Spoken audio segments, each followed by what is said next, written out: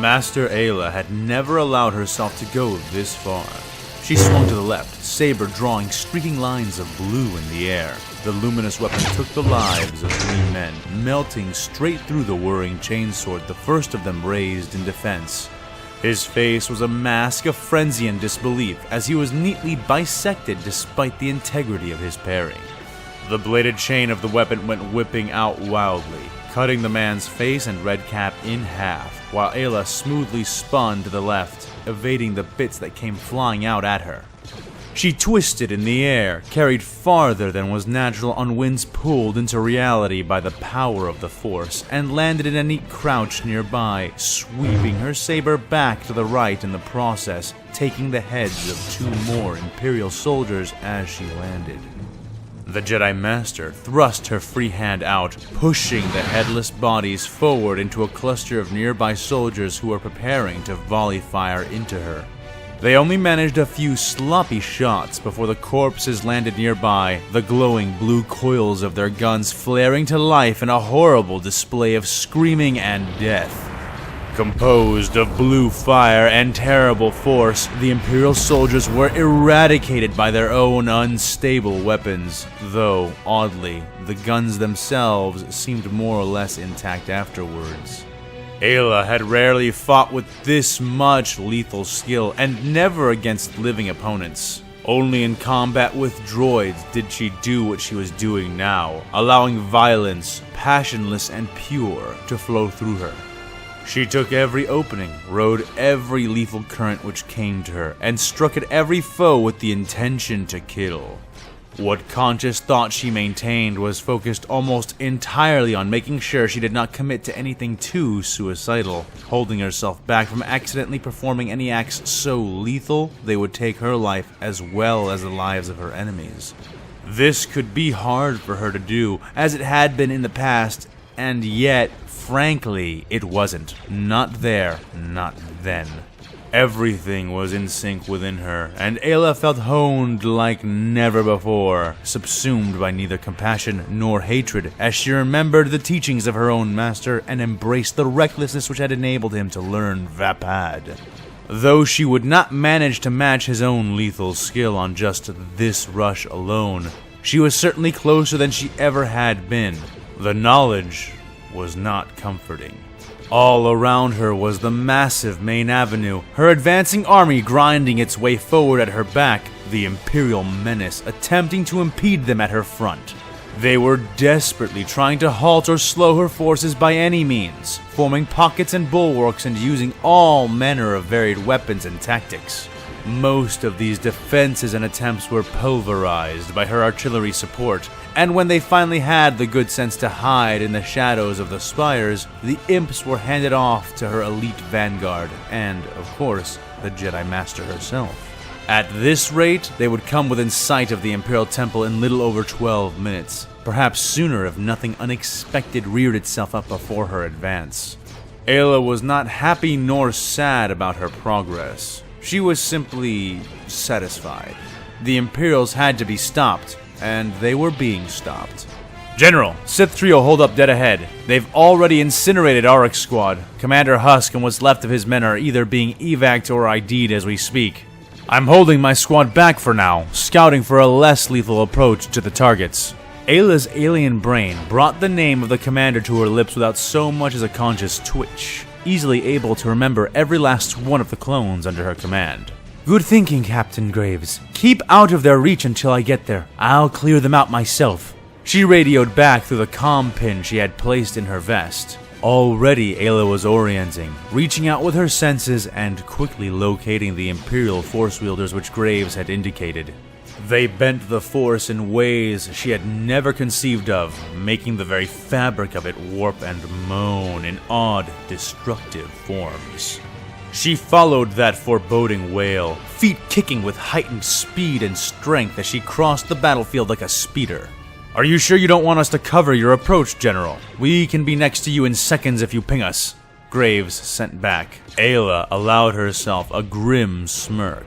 These will be the 5th, 6th, and 7th Imperial Sith I killed today, Captain.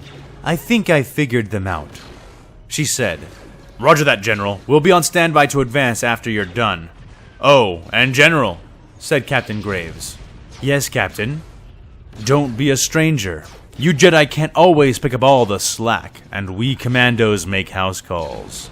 Graves said, some humor forcing itself through his normally grim demeanor. Ayla smiled somewhat. She knew that his effort was the direct result of her own lack of humor, her own grimness. On Graves, it was almost endearing, especially when one got to know him. On Ayla, it was a sign that something was wrong, very wrong. She made it a point to seem a little less absorbed in her task, to avoid affecting the morale of her troops. Noted, Graves. Stay ready to cover me if I call, she said.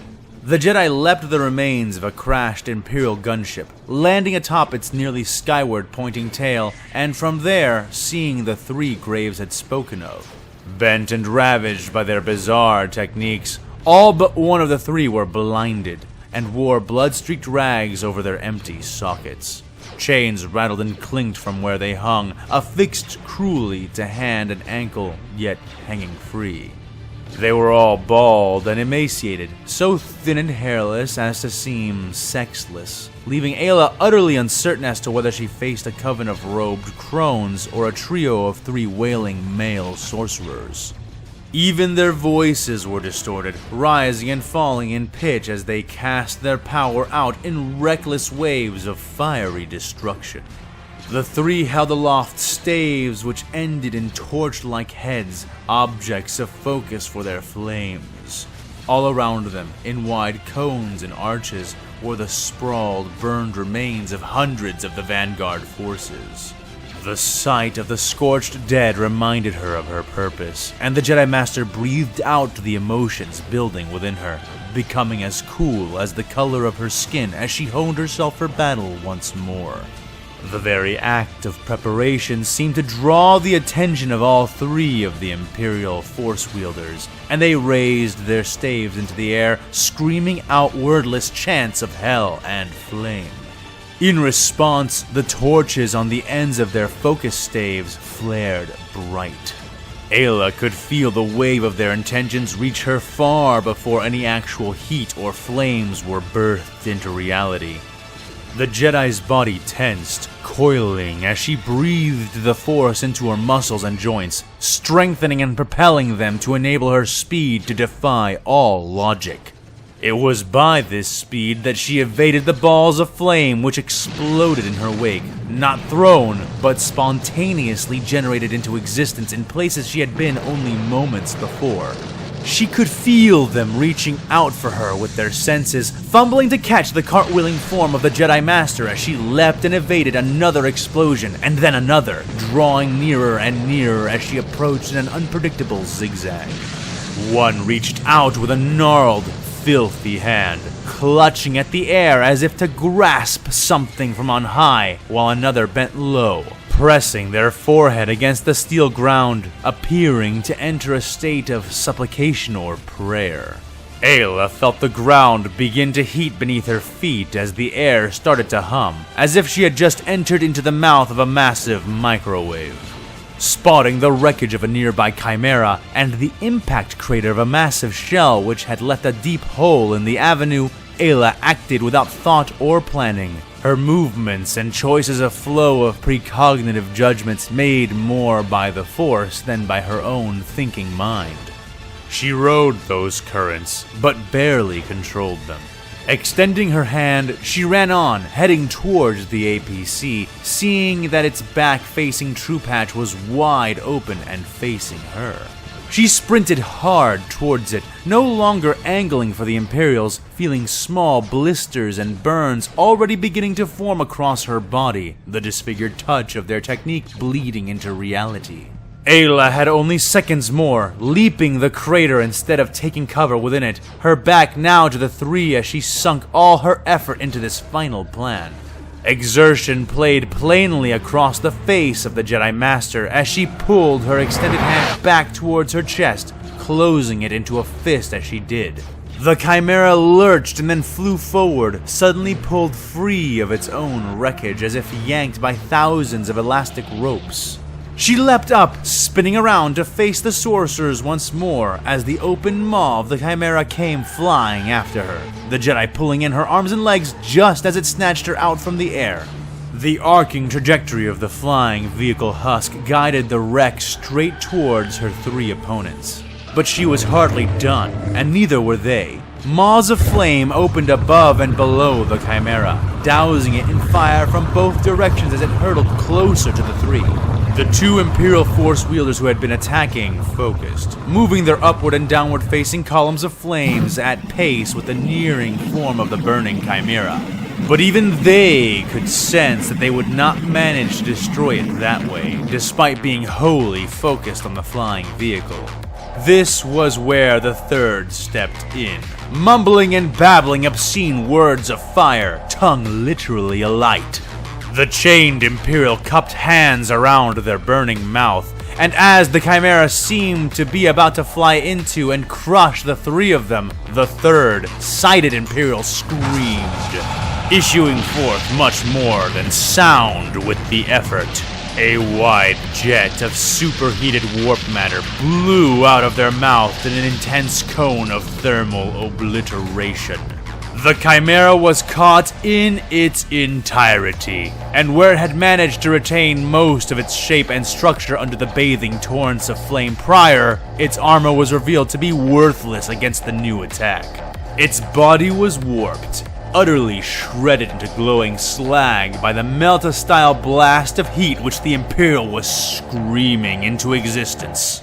The Chimera's momentum was sapped by the blast almost instantly, and it landed heavily, leaving a glowing smear of ceramite and metal as it came to a grinding halt, now less than a quarter of its original size. It was so destroyed, in fact, that none of the three Imperials had been able to see or define the perfectly cut circular hole in the away-facing position of the Chimera, which had been made there by Master Ayla almost the instant she had entered the Chimera proper, having always intended it as a distraction and little else. The two sorcerers who had failed to kill her smiled and laid their hands appreciatively upon the back of the third, who was busy rubbing their burnt lips and spitting out molten fragments of their own teeth. The third smiled in spite of the pain, having no idea that Ayla had not perished within the craft, but had instead cut her way out of the flying APC just as it had passed over the deep crater she had considered using for cover. They discovered this a second or so later, when Ayla's saber burst from the ground beneath them, skewering and slicing away their feet as it spun. The three mutilated Force wielders were blown away as she used the Force to push the circle of steel above her directly up and out, jumping up a moment later herself. Around Ayla lay the writhing, cursing forms of the three, and she wasted no time, jumping into the first and decapitating the Imperial without mercy.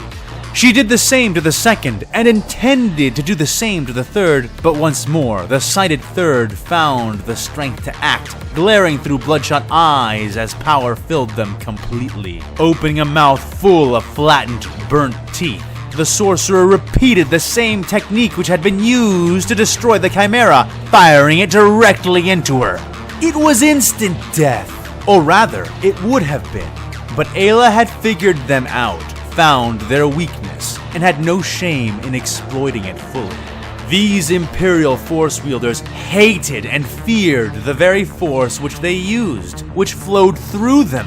She was hesitant to call them Sith, because even the Sith, hateful as they were, did not treat the Force as a serpent, a venomous beast which they sought to use whilst avoiding its fangs themselves. Yes, their techniques were powerful indeed, with a level of brute application Ayla had never seen and could not replicate. But she danced and moved with the Force, making it and herself as one, and did not fear it or hate it as they did. Her grasp of this power was pure, trained, and unclouded, and so, for her, it was only a matter of effort to do what she did next. Reaching down with the force, Ayla found her opponent, specifically the grip they had on the fabric of the force, and with a gentleness which bordered on kindness, seized the metaphorical wrist of the sorcerer attempting to exert their influence, and broke it. It was like breaking straw, and in place of burning gouts of superheated death, the sorcerer beneath her, who was glaring death into her, burped up a shallow draft of warm air and died less than a second later as Ayla neatly snipped off their head. Her rebuke had been trained to be used against the likes of Ventress and Savage, Sith acolytes who embraced the Force and the dark side of it wholly. Compared to that level of dedication, this act was easy, and several times she had sensed a strange elation from the Imperial she was killing, as if they were grateful to have died, without being fully connected to the Force. The revelation reminded her in no uncertain terms that the perversions and distortions of this empire were truly without end. Ayla was about to call her troopers forward when, without warning, she sensed something and froze. It was just a subtle, soft brush against her senses, a tickle, perhaps even an illusion. But even so, it had for a brief moment turned her blood to ice. It had been the dark side, pure, unrestrained, and black as the stretch between voids. Had it been an illusion? She was not sure, but not being sure was not good enough to ignore it. She signaled the vanguard forward, and then jumped back into the hole she had made, crouching as she found herself once more within the smoking maintenance crawl spaces of the colossal roadway. She used the force to filter the air and moved swiftly, feet light as she crouched and ran at once. The Jedi moved back towards the crater she had used to reach these tunnels, and halfway to the breach she found a hatch that led further down. With a flick of her wrist, she forced it open and jumped through, eschewing the orange ladder left there for her descent. Beneath were some more maintenance access points, and then another hatch which led down into the first set of subroads beneath the main avenue, which were massive in their own right. The fighting was also occurring down here, though with less vehicles from both sides. She ignored the battle, moving around the combatants as she made her way lower and lower, following the memory of the sense, the echo it left in her, an echo she was more and more certain had been real and not imagined. She had studied the maps of her approach extensively, and her memory was excellent, so it was not long before she began to figure out where this presence had lingered.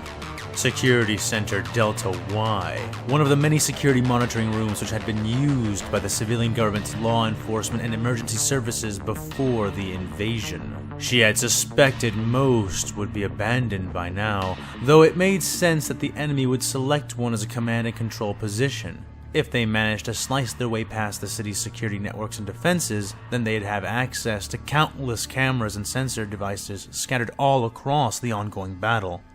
The realization only fueled her drive further. Whatever was being done there, it needed to be stopped. She reached the center entrance and found the doors locked and unresponsive. It was no matter. Her lightsaber granted her the access she lacked, and soon she was inside the small, vaguely dome-like security room. Her eyes, accustomed to the twilight of her homeworld, pierced the dimness with ease, and she saw standing before her 3 figures. But these 3 were not as the others had been, not at all.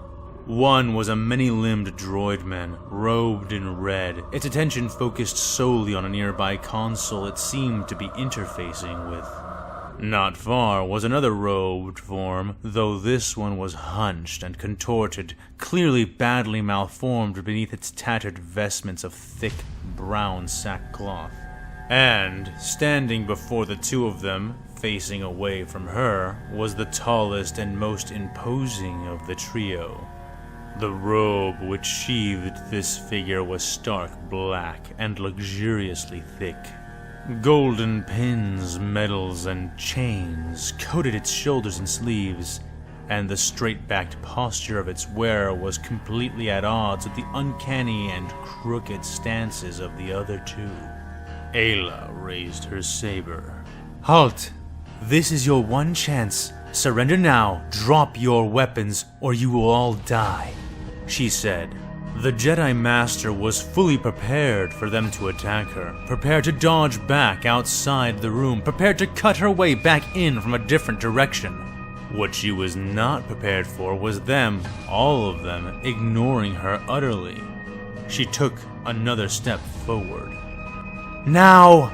she insisted.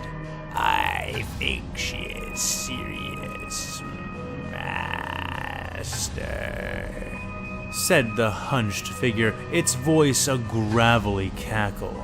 It crawled a little closer, revealing its mangled arms and hands as it used them, ape-like, to approach. The skin all across its arms was coated in tattoos and scarred symbols, the sight of which made Ayla sick for no discernible reason.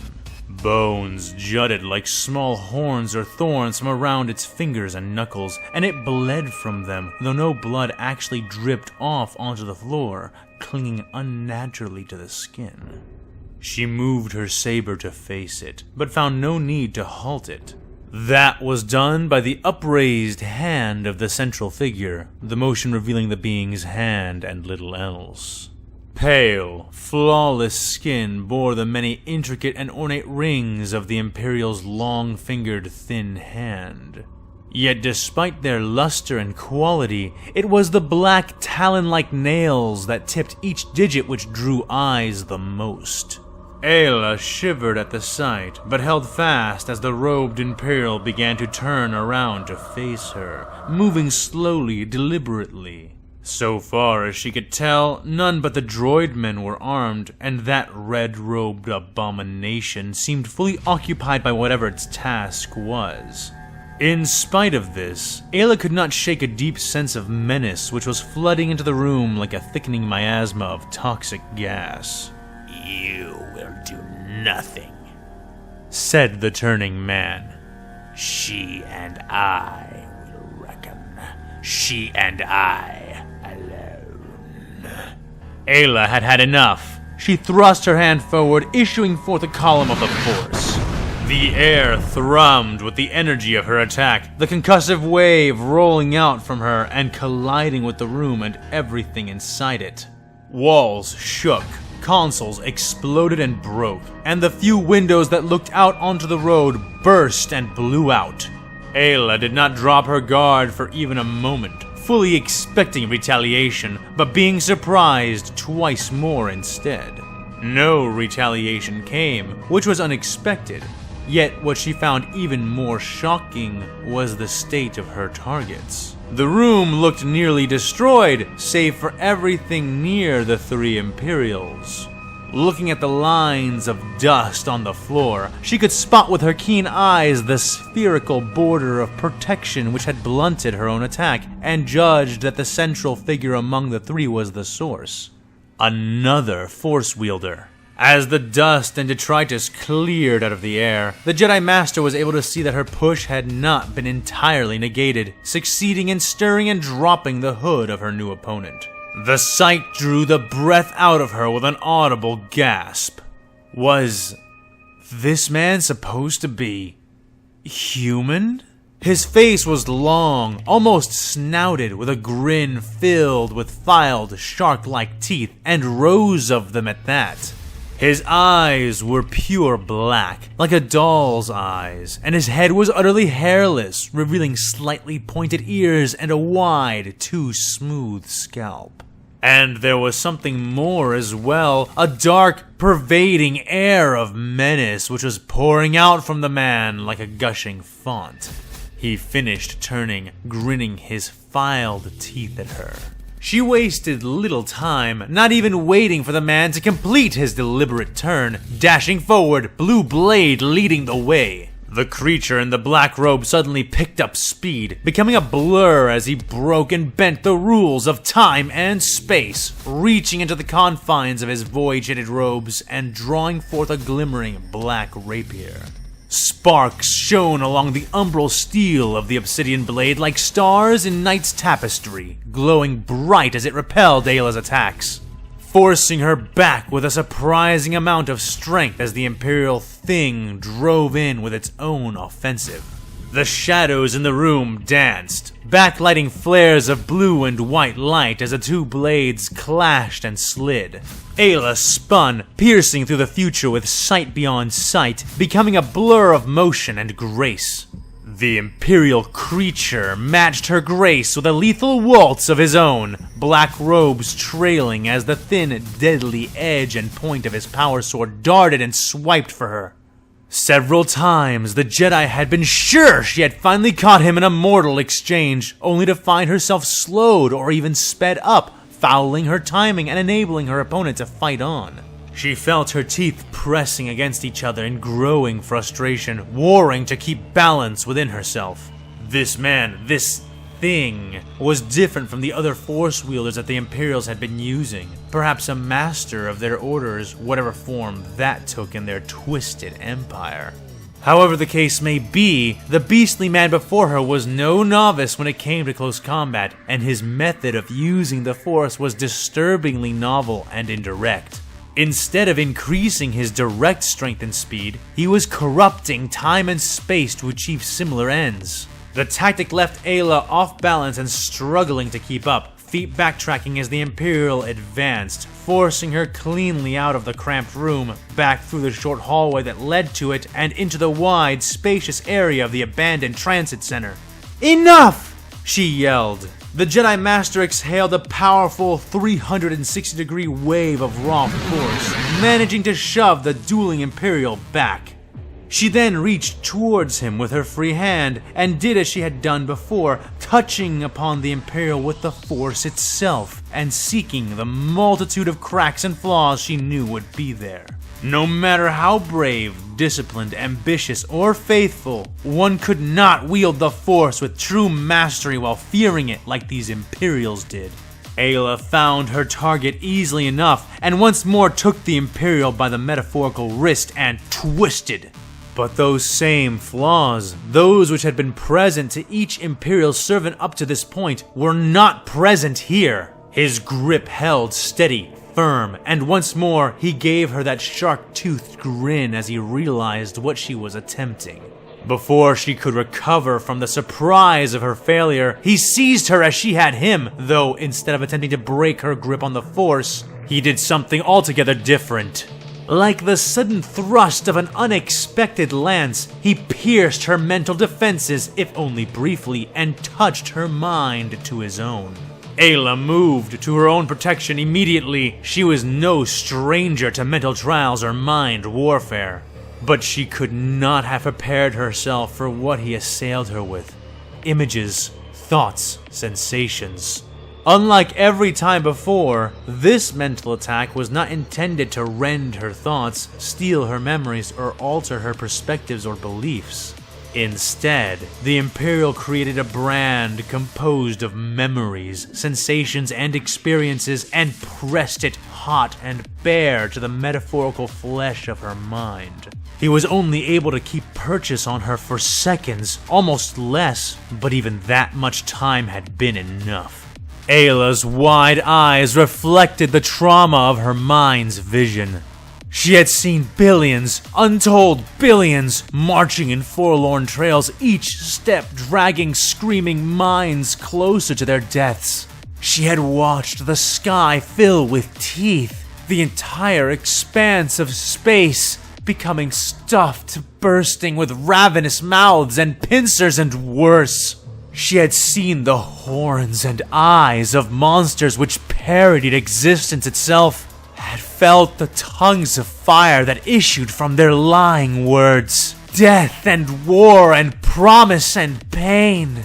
A galaxy ruled by the dead, the violent, the scheming, and the mindlessly obsessed. She watched worlds burn and burn and burn without end. A death 1,000 years long, dragged slowly out. She tasted the ashes, ashes born from ashes. And in the last instance, She could even hear it. The laughter. The horrible laughter. When she finally found herself orienting back on reality, the Jedi realized that she had fallen to her knees, and that her saber had dropped from her hand and rolled to the feet of the grinning, monstrous thing that faced her. Her fingers were trembling, clutching at her tunic vest, feeling the rapid beat of her heart thumping hard and uncontrolled in her chest. She took a deep breath, but found herself unable to calm the racing of her heart. She attempted to rise, but found she lacked the strength to do so. Ayla looked up with unbelieving eyes at the monster who now stood over her, blade raised, foot trapping her weapon beneath it. "What are you?" she breathed. The Imperial smiled even more widely, his grotesque teeth appearing to grow larger as his thin lips withdrew even more. He extended his own free hand towards her, and Ayla shuddered, gasping as a harsh pressure suddenly pushed in on her from all directions, holding her perfectly in place and rendering her utterly immobile. Once he seemed satisfied with his psychic bindings, the creature lowered his black rapier, and the unnatural blur which had surrounded him during the fight fell away.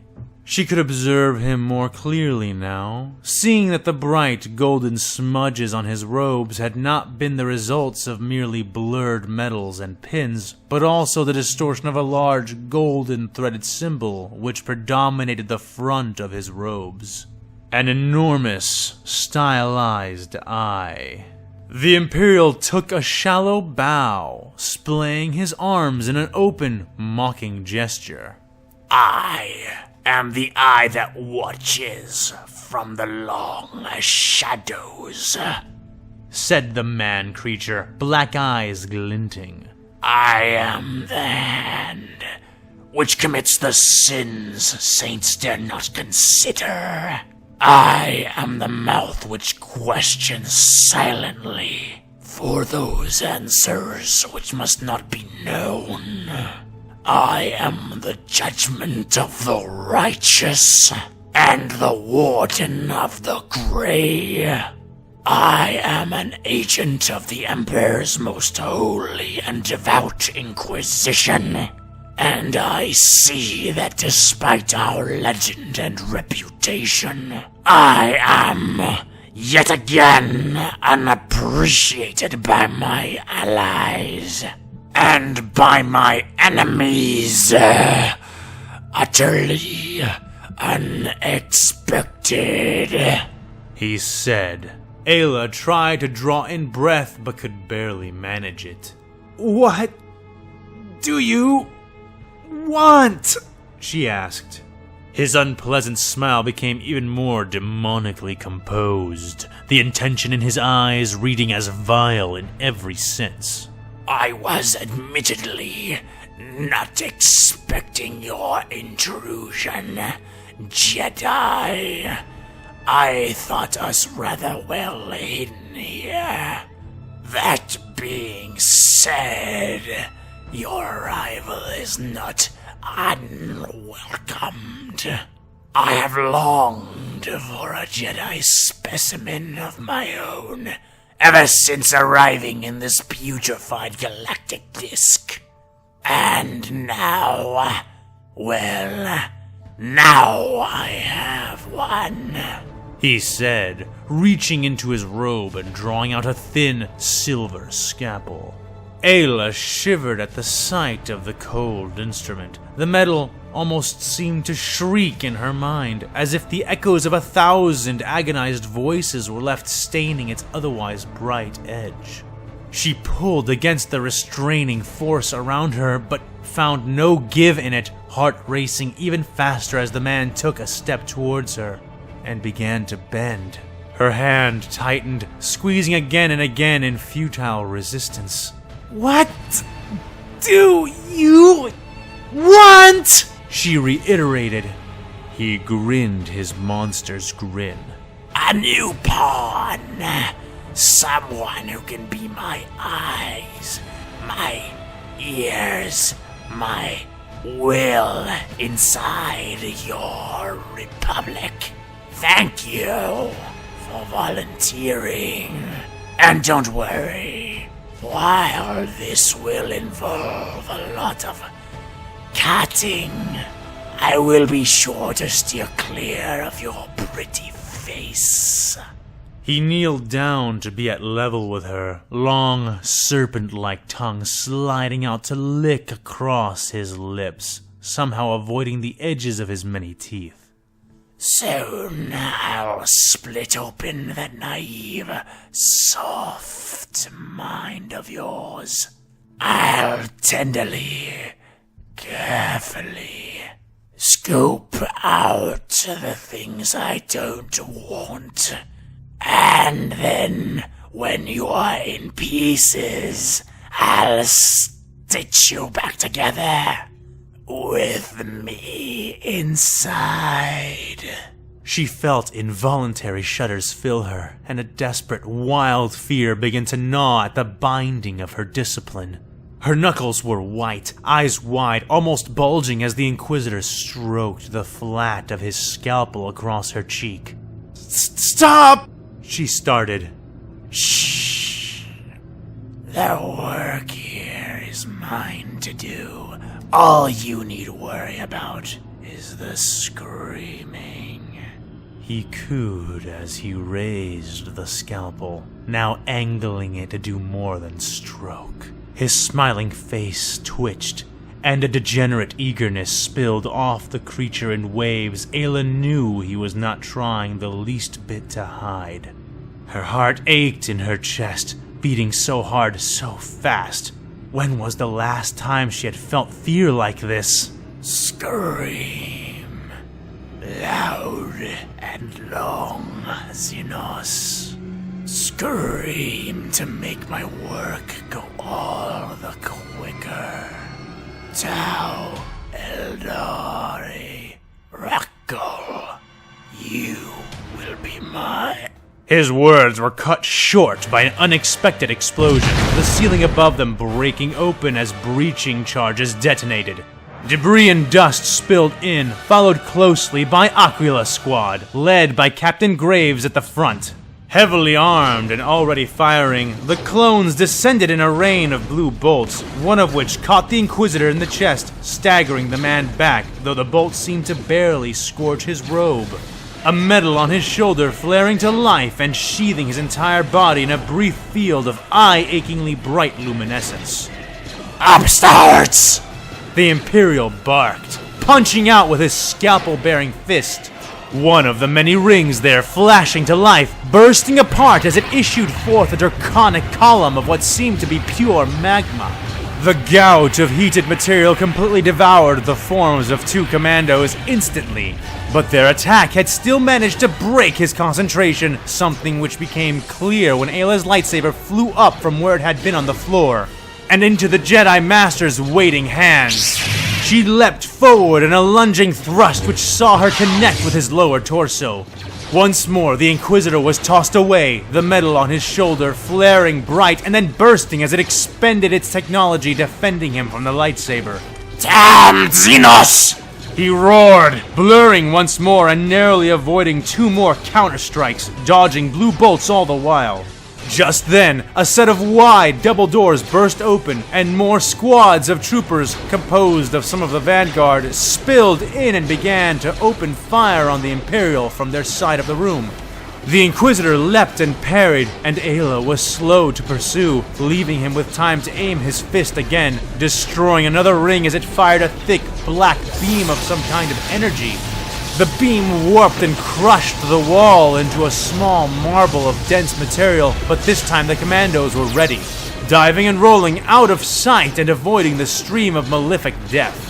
Meanwhile, the Inquisitor was batting aside the blue bolts fired from the vanguard, face a rictus of fury as he did. Ayla steadied herself, about to dash back in to confront the monstrous Imperial when she sensed something. The shark-toothed man was drawing in power, feasting on the force like a starved beast let loose in a pantry. She knew what came next, and reached out, attempting to intercede. Be gone from my sight! The Inquisitor ordered, black eyes flaring white as power rolled out of him, crashing and trampling over itself as it rushed invisibly towards the troopers. Ayla managed to throw her presence between them just in time, her mental influence reaching and rushing around the billowing wave of psychic death their enemy had issued forth. And yet, once more, Ayla found herself facing a different kind of beast than the ones she had been dealing with before. This man clearly did not fear the Force as the other Imperials did, and his techniques were not half as blunt nor comprehensible as those she had already encountered. Ayla's head snapped back, blood spurting from her nose from the psychic backlash, only barely managing to stay upright with the help of Captain Graves, who had reached her position along with the rest of his squad. "General, are you alright?" the clone asked, supporting her as she blinked her eyes back into focus. The Vanguard, Ayla muttered, holding her head in her hands. Graves looked that way and scowled beneath the visor of his helmet. Half the Vanguard had died instantly when Ayla's defenses had failed, heads bursting like struck water balloons in their helmets. The rest had little time to thank their good graces as the Inquisitor crossed the distance between himself and the remaining clone troopers, his image a fuzzing, disorienting blur of motion. Men began to scream and die as he waded in amongst them, driving his rapier into eyes and throats and then into backs as troopers attempted to scatter. In what seemed mere moments, he had killed the entire Vanguard force, robes smoking, blood boiling on the black blade's wickedly straight length. He turned to face Ayla and her elite clones, face dark and indistinct. The commandos had already lined up their shots and barely needed their captain's command to do what they knew they needed to do. "Open fire!" Graves ordered. Aquila's squad did so, though in place of the traditional rain of blue bolts, they opted instead to fire their underslung grenade launcher attachments, a personal favorite of this particular unit. The explosives sailed on plumes of trailing smoke, exploding on contact with the ground wherever they fell. But the Imperial Inquisitor was far from done, growling and baring bloody teeth as he swept his free hand out in front of him. Fully half the grenades which had flown for him seemed to bounce against the air, ricocheting back the way they'd come. Graves grit his teeth, drawing his blaster pistol and neatly sniping the two explosives out of the air before they could make it back.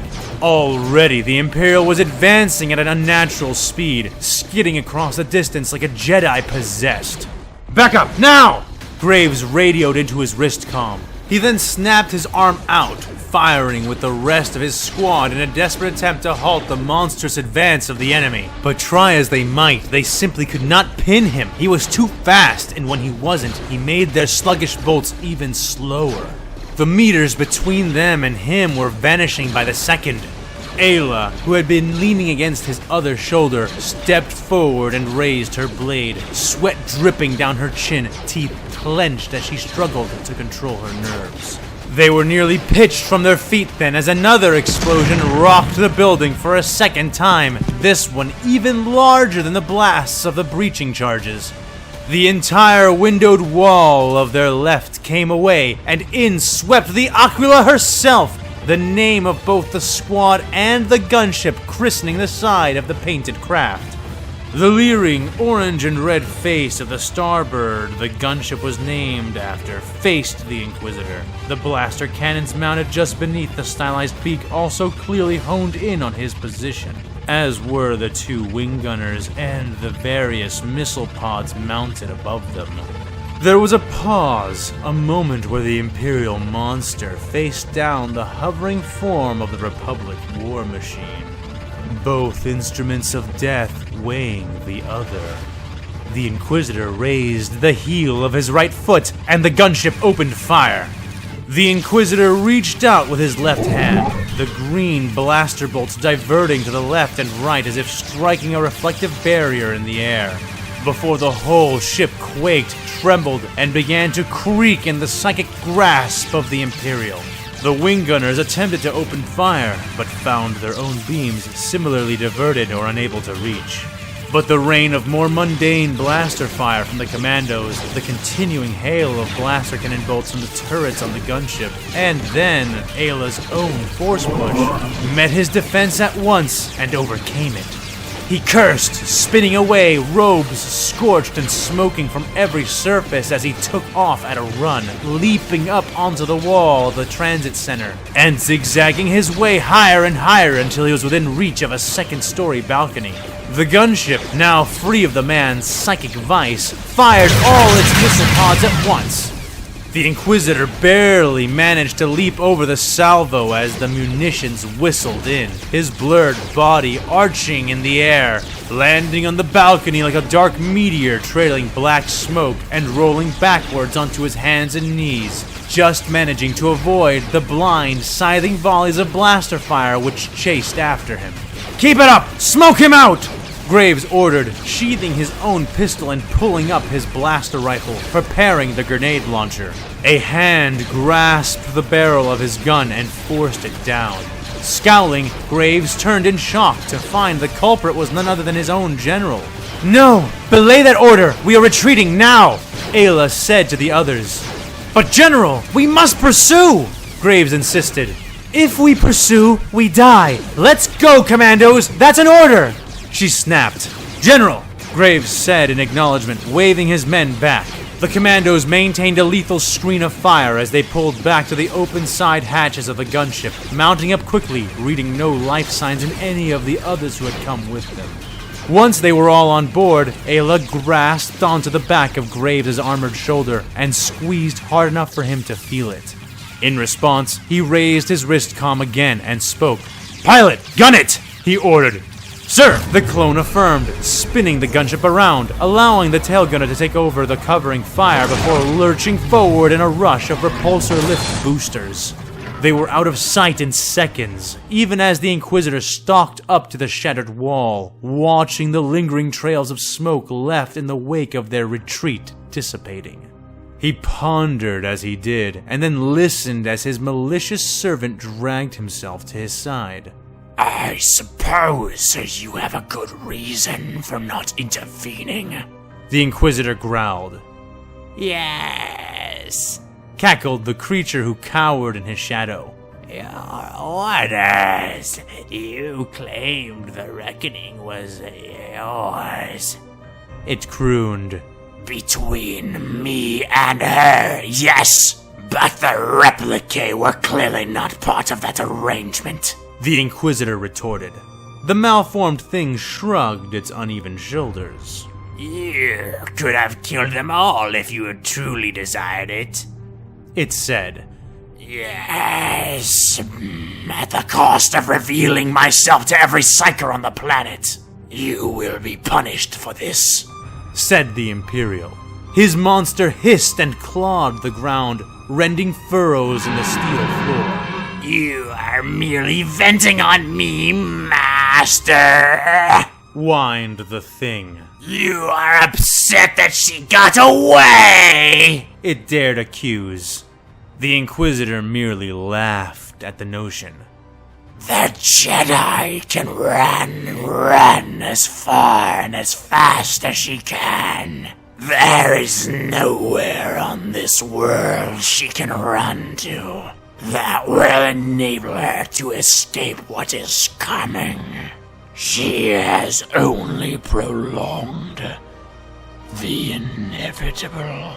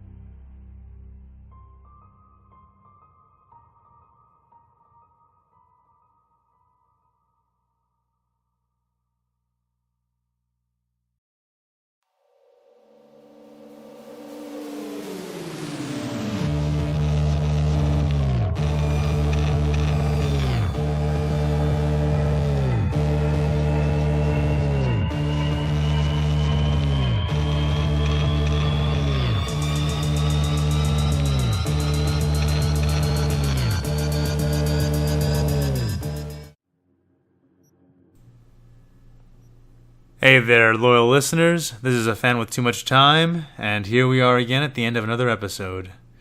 This one right here, I actually had to rush pretty hard to get this one out because I had to basically remake it from top to bottom. This episode, no matter what it was meant to do was to introduce the Inquisitor. Like actually start putting a face to the shadow that you were seeing before, right? Or at least a little bit more definition in that corner, if nothing else. So, my previous script was not really up to par. Even, like, all Inquisitors are powerful. Even a weak Inquisitor is powerful, just on authority. So, the last script I had sort of leaned on that a bit, and it didn't really give the kind of menace and definition I wanted for this kind of Inquisitor. Which, by the way, if you are familiar with some of the older 40k books, or maybe with the Soul Drinkers Omnibus, Gaunt's Ghost series, books like that, you'll probably be fairly familiar with the kind of Inquisitor that we're dealing with here. And you can already see that he's pretty heavily armed. For those of you who know the signs, it's basically been spelled out for you. This Inquisitor has come to this universe armed with some pretty potent, let's call it, weapons.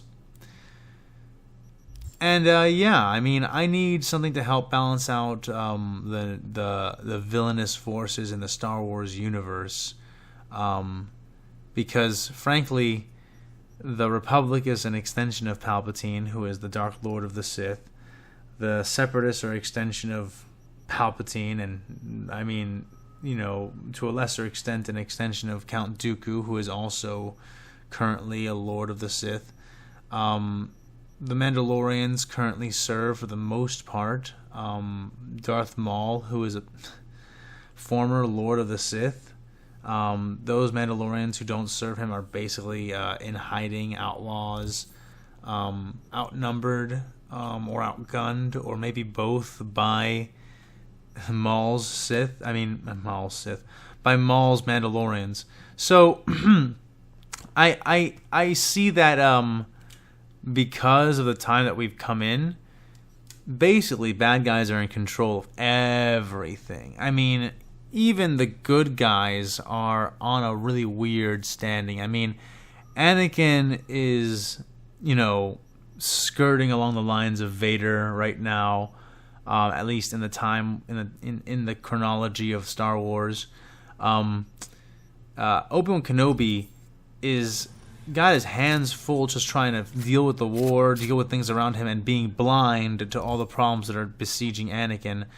The Jedi Order is dealing with the fact that so many of them are falling, and it's not that this is only happening really at the end of the war. Look at Pong Krell. Look at Ki-Adi-Mundi. Like, there are many, many examples of Jedi, both considered fallen and who were considered not fallen, even at the time of their death, who showed clear signs of allowing the dark side to control them, allowing aggression and passion to make them their thrall, whether it be through aggression in its purest form or through aggression as a funnel for fear. We see that again and again, and this is just how the Jedi Order is. Yoda currently is resigned. Like, in canon, he knows that Order 66 is coming in some way, and he's resigned to letting it happen, and just figures that it's for the like that he can't stop it, that it's for the best, that he's just gonna deal with things as best he can. It's pretty crazy. He's basically already defeated. Mace Windu is about to fall to the dark side, people laugh at how Anakin fell to the dark side sometimes, and they just don't get it, Anakin went to Yoda. He went to Yoda and he confided in Yoda, that he's afraid that somebody close to him is going to die. And if Yoda had really been compassionate and pressed him on it, Anakin would have probably told him, maybe not told him who Padme was and stuff, but would have told him, that's why I wanted to be a member of the Jedi Council and a master, because there might be things in the master's like section of the library, essentially, you know, with master access, that only masters have access to, that could save the life of somebody extremely close to me. So I really need help. And, you know, he goes to Yoda because Anakin really wants to do the right thing. He just doesn't want to let the people close to him die. And that's not a fucking bad thing, despite what the Jedi would tell you. And what does Yoda do? He tells him, don't fear when people become one with the Force, Anakin. Wrong answer, motherfucker. But you know what? It wouldn't have been so bad if then, like I was saying, Mace Windu didn't basically fall to the dark side. Because Mace Windu went and used Vapad. If you don't know what Vapad is a lightsaber / Force technique that allows you to use the dark side of the enemy you're facing, channel it through your own body, and redirect it as power to make yourself faster, stronger, and also to stop attacks from striking you and to redirect them back at the enemy. It's a really, really potent but extremely dangerous form of battling Darksiders, and it is, in theory, more potent and more powerful and more effective the more fallen to the dark side a given Darksider that is being fought is, which is conceivably the reason why Mace Windu was able to legitimately put up a good fight against Palpatine and not just be like that all just be played out as Palpatine's way of making Anakin fall, where in this case it seems to have been a little bit of both. So why do I say this? Because Mace Windu went and did that, and if you know anything about Vapad, you know that every other Jedi who's used it, aside from Mace Windu, has fallen to the dark side. Every single one. Some have come back, but every single one who's used it has fallen to the dark side. Every single one. Mace Windu, it was his turn. You can't just channel all of Sidious's dark side and not fall to the dark side. And what happened? Well, Sidious appears to be surrendering, appears to be too weak to continue fighting, okay? And he insists on killing him. I mean, do I need to even describe how that isn't the Jedi way? And again, that by itself wouldn't be so bad if it weren't for the fact that Anakin in the same fucking movie had gone to Yoda, the other Grand Master of the Order, and had been told that he just has to let his loved one fucking die, while now Mace Windu is like, yeah, well, the Jedi Code is convenient for us. Is something that we use when it's convenient for us politically, and it's like, oh well, that's the perfect setup, isn't it? And so, you know, the point is just that Mace Windu is not doing very well on the morality scale. He's being prepped, even if he doesn't realize it, even if Sidious doesn't realize it, to fall to the dark side. Yoda has given up. Obi-Wan Kenobi and Ahsoka are basically the only true lights left in the galaxy, and Obi-Wan Kenobi is just blind right now. Just blind, and Ahsoka isn't even a part of the Order. All of this to say that there's plenty of darkness already coming in from Star Wars. I can't make the Imperium the light in this galaxy. That's fucking absurd. So obviously I've got to introduce some more elements of the Imperium that we all know exist there, that aren't quite as awesome as some of us would like. You already saw a bit of that with Davik Thune. You've already seen a bit of that with our Commissar, that friend that came before. And you're going to see a little bit more representation with it as we go along. But, yeah, you're getting a good idea of it right now, I think. So, I had two things I wanted to go ahead and broach with you guys. Right now I'm reaching a point where I'm sort of writing the scripts as I go. Not that I don't have an overlay. I do have a pretty extensive overlay, but at least at the point that I'm at right now, it's pretty flexible. So I was going to go ahead, and you guys let me know what you think about this in the comments section, but I was going to go ahead and make two polls to give you guys, you know, a sort of a saint's grace and a will's grace, so that you can bestow an audience protection onto certain members of the cast from both the Star Wars side and the Warhammer side. Now, I would be choosing the people that show up on these little polls, and there would only be 2 of them at least for now, because obviously the protection doesn't last long and it can't happen multiple times, or a lot, rather. But I would be choosing who shows up on those polls, and I would make sure that there's no wrong answer. That there's not like I'm being like, oh no, I had expected to kill this person, and now the narrative is gonna get totally messed up, because I'm not gonna do that. I'll go ahead and proof each and every single one of the options, so that no matter what, nothing gets messed up by their survival. It's all fine and kosher. So you don't have to worry about that if that is part of your concern. And I do that because, you know, I would like to involve you guys a bit more in the creation of this. It's not like a very, very super strict thing, even though I do have final say on it. If I do make the poll, I haven't even decided if I would do that. So go ahead and let me know what you think about it and push me in one direction or another. But if I do make the poll, it will be a thing that I participate in and that I dedicate to. But we'll see if I get there. The next thing is that in the next After Talk, I wanted to do kind of a Q&A. So if you have a question for me that you'd like me to answer in the next After Talk, go ahead and type in Q&A at the top of your comment, like leave a comment with Q&A in it at the top, and then go ahead and ask your question. I won't answer it in the comment, but I will consider answering it in the Q&A for the next After Talk. And I say consider because obviously if you ask a really personal or offensive question, or, you know, jokey, like way too whatever question, I reserve the right to ignore it. You know, I won't delete your comment or anything, but I'll go ahead and not turn the After Talk into a total circus, right? But who knows? Maybe I will answer them anyway. Leave me whatever questions you like, okay? I'm not guaranteeing that I'll answer, but like honestly, it's got to be a very specific kind of question for me not to, at the very least, give it a hardcore consideration. The only reason I wouldn't answer your question is if it really is that far out of balance, or if I just get so many that it's just like I can't do them all. That being said, that's all I really thought that that's all I really think I want to talk about. Actually, let me think here. No, you know what? I think that's about it. There was one more thing, but it's not really an urgent topic, and I think I'll cover it in the next After Talk, or save it for the next After Talk, just in case I don't get a lot of questions. So for now, I'll just say this. Have a fantastic week.